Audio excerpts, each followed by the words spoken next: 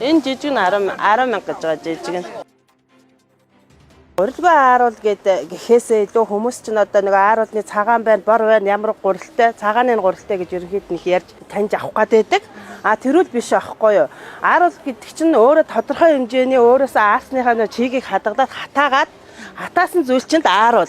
Зөөлөн байна гэдэг чинь ааруул биш болчихж байгаа.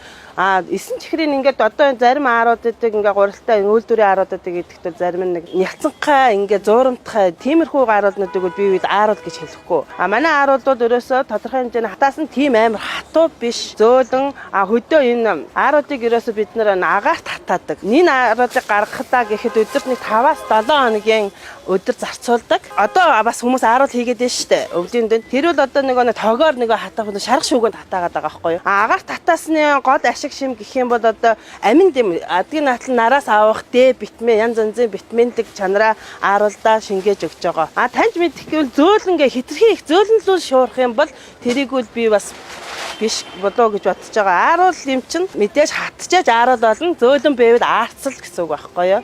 Жишээ нь золзоо энэ арангаа нөгөө тариад чулууд тал руугаа сүүн харуул буюу одоо яг ийм дөрвөлжин харуул маш гоё амттай. За энэ бол яг хэрэглэгчдийн дунд хамгийн алдартай аруу шүү дээ. Гэхдээ энэ ааруулыг яг энэ органикийг зарим одоо малчид юм уу зарим одоо үйлдвэрлэгчид яг гоё амтыг нь алдагдуулаад байна гэдэг байгаа.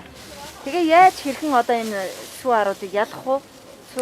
Сүү ааруул энэ одоо 10 литр сүүнээс 1 кг гардаг. Одоо цөөнийхөө одоо нэг тослогийг авахгүй, өрмийг авахгүйгээр хийдэг. Цэвэр сүүгээрээ хийдэг тийм ааруул. Одоо тэрийг би сайн мэдэхгүй байна.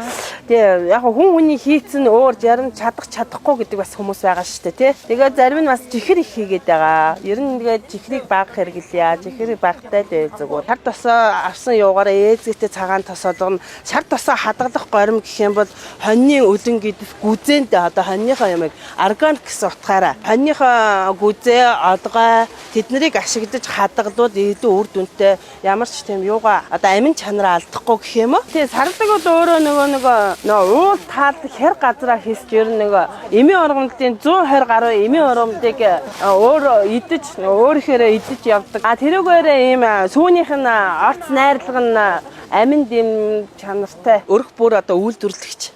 Тэгээ одоо ер нь эко сав суулганаас ахвада тоогоо шанаг бүгд төмөр манайх одоо ер нь ийм эко болгоцсон.